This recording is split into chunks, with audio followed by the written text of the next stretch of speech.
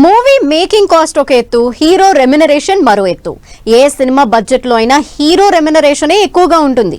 దీంతో movie budget పెరిగిపోయి success కొట్టకపోతే ప్రొడ్యూసర్లకి భారంగా మారుతోంది.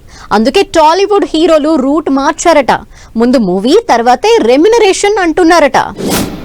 టాలీవుడ్ లో చాలా మూవీస్ పాన్ ఇండియా సినిమాలుగానే వస్తున్నాయి. అయితే పెద్ద స్టార్స్ పెద్ద బడ్జెట్ తో మూవీ తీశాక రిలీజ్ తర్వాత బాక్స్ ఆఫీస్ దగ్గర బోల్తా పడుతున్నాయి. ఫ్లాప్ గా మిగలడంతో ప్రొడ్యూసర్లకు బాధ్యన్ గా మారుతోంది. దీంతో టాలీవుడ్ హీరోలు ఓ డెసిషన్ కి వచ్చారు అని టాక్. మేకింగ్ బడ్జెట్ ఎక్కువ ఉండడంతో జీరో రెమ్యునరేషన్ తో సినిమాలు చేయడానికి ముందుకొస్తున్నారట.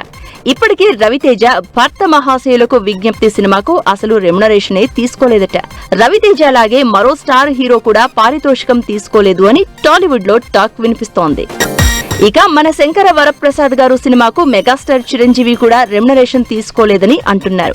సినిమా రిలీజ్ తర్వాత చూద్దాం అన్నారు అని. దీంతో ప్రొడ్యూసర్ పై ఇప్పటికిప్పుడు భారం పడకుండా సినిమా షూటింగ్ పూర్తయిందని చెప్తున్నారు.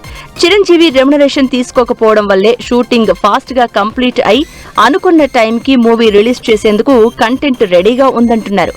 అయితే నిర్మాతలపై బడ్జెట్ భారం తగ్గించేందుకు మరికొంతమంది హీరోలు జీరో రెమ్యునరేషన్ సిస్టమ్ ను ఫాలో కాబోతున్నారట. అయితే రిలీజ్ తర్వాత వచ్చే కలెక్షన్స్ ని బట్టి రెమ్యునరేషన్ తీసుకోవడానికి ఎంతమంది హీరోలు ముందుకొస్తారు అన్నది వేచి చూడాలి. ఇప్పటికే ఓటీటీల నుంచి వచ్చే బిజినెస్ తగ్గిపోవడంతో హీరోలు తీసుకున్న జీరో రెమ్యునరేషన్ డెసిషన్ టాలీవుడ్ సినిమాలకు బూస్టప్ ఇవ్వడం ఖాయమంటున్నారు.